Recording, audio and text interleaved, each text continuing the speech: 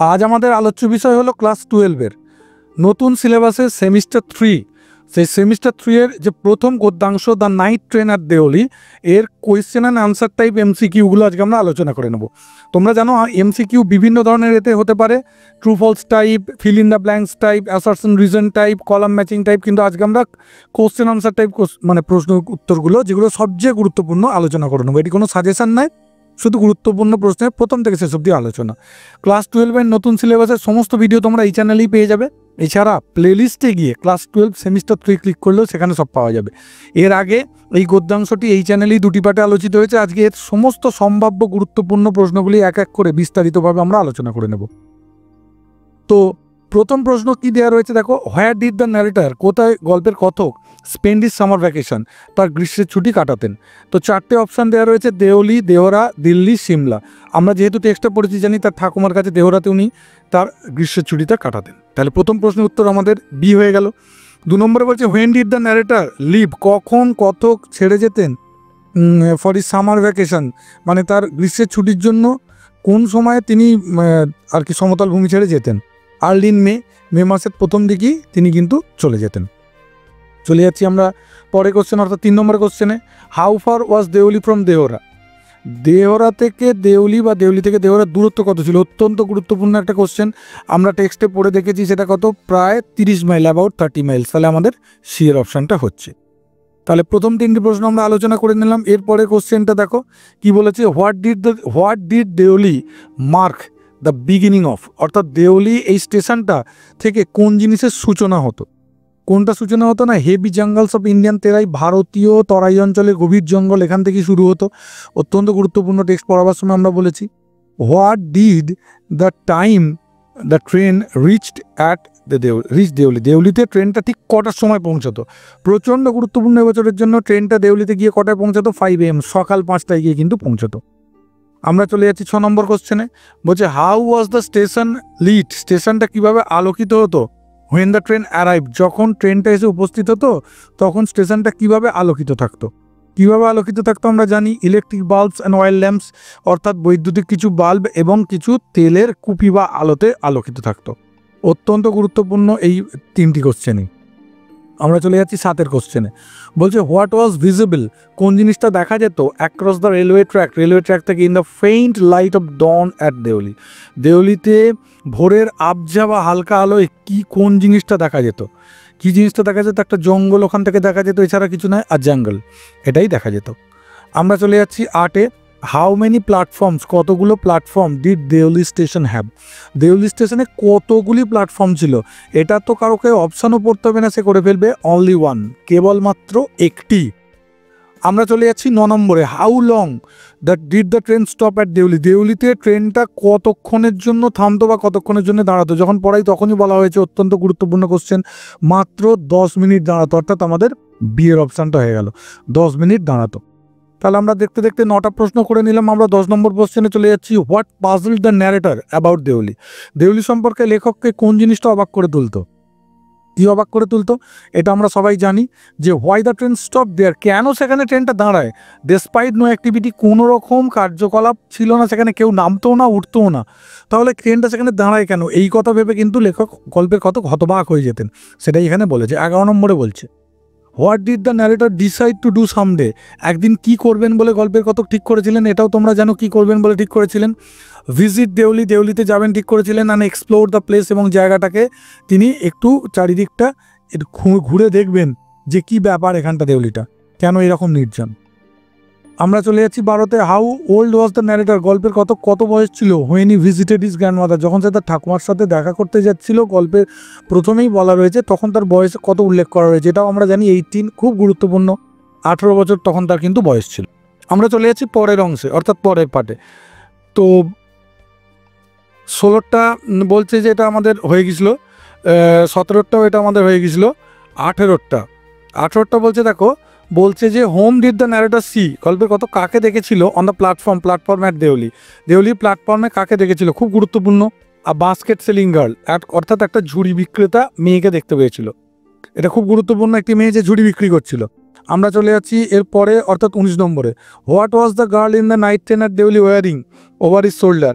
মেয়েটা তার কাঁধে কি জড়িয়ে রেখেছিল বা মেয়েটা কি পরেছিল, ওইতে কি পরেছিল আমরা সবাই জানি, আর সাউল একটা শাল পরেছিল সে কিন্তু মেয়েটা। 20 নম্বরে how are the eyes girl's eyes, মেয়েটার চোখটা কেমন ছিল in the night train at Deoli describe? Night train at দেউলিতে মেয়েটার চোখটা কেমন, চোখ দুটো কেমন ছিল? এটাও আমরা প্রত্যেকে জানি চোখ দুটো কেমন ছিল। সিয়েরটা ডার্ক অ্যান্ড ট্রাবলড, অর্থাৎ কি চিন্তিত এবং কালো। চলে যাচ্ছি আমরা 21-এ। বলছে where was the owner of the tea stall, চা দোকানের মালিক কোথায় ছিল? When the narrator reach there, গল্পের কথক যখন চা দোকানে গিয়ে পৌঁছেছিল প্রথমবার, তখন সে কোথায় ছিল? না, সে ট্রেনে চা বিক্রি করছিল। Serving tea somewhere on the train, সিয়েরটা ট্রেনের কোথাও গিয়ে সে চা বিক্রি করছিল। আমরা চলে যাচ্ছি 22-এরটা। What was the girl selling, খুব খুব গুরুত্বপূর্ণ, মেয়েটা কি বিক্রি করছিল?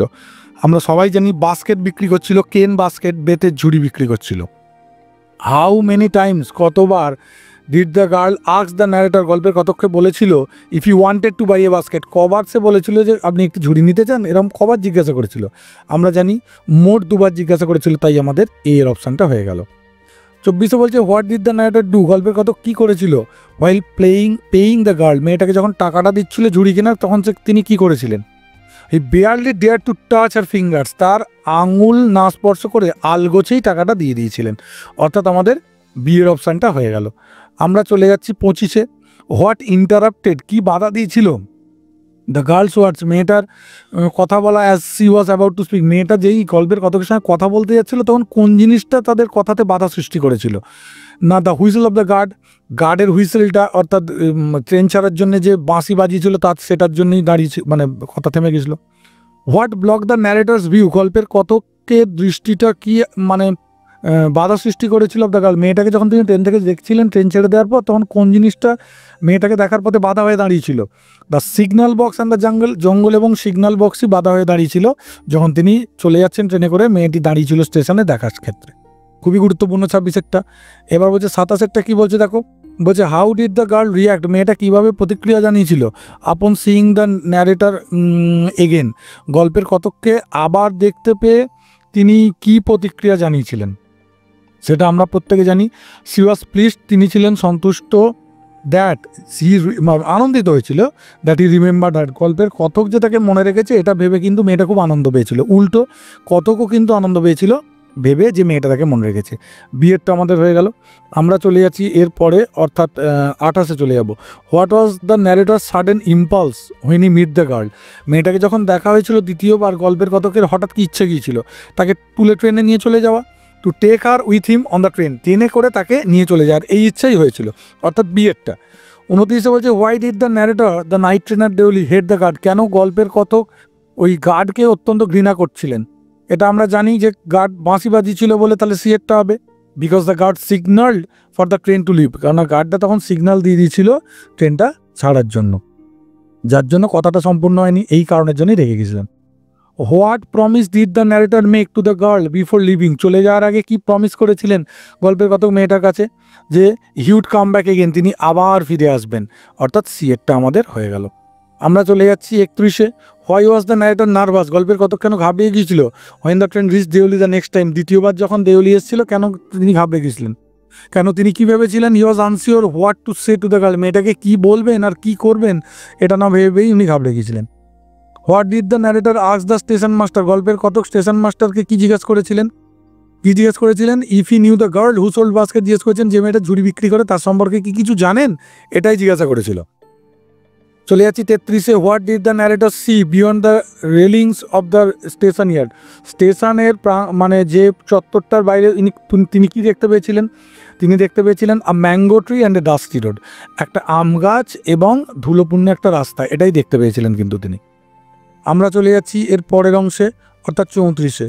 What emotion did the narrator feel about the girl, মেয়েটা সম্পর্কে তার কি মানসিক আবেগ তিনি অনুভব করেছিলেন? হি ফেল টেন্ডারনেস, তিনি মমতা অনুভব করেছিলেন, অ্যান্ড রেসপন্সিবিলিটি, এবং দায়িত্ববোধ একটা অনুভব করেছিলেন, যার সঙ্গে মাত্র অল্পবার দেখা হয়েছে কিন্তু তার প্রতি এগুলো তিনি অনুভব করেছিলেন। Why was the narrator's grandmother not pleased with his visit, গল্পের কথকের ঠাকুমা কেন এবার তার ওই ঘুরতে যাওয়া নিয়ে অত্যন্ত অসন্তুষ্ট ছিলেন? কেননা গল্পের কথক সঙ্গে বেশি দিন না থেকে চলে এসেছিলেন সেই জন্য। হি লেফট হার প্লেস, তিনি তার জায়গাটা ছেড়ে চলে এসেছিলেন only a couple of week, কয়েক সপ্তাহ কাটিয়ে চলে এসেছিলেন, যেখানে অনেক দিন থাকেন সেই কারণের জন্য।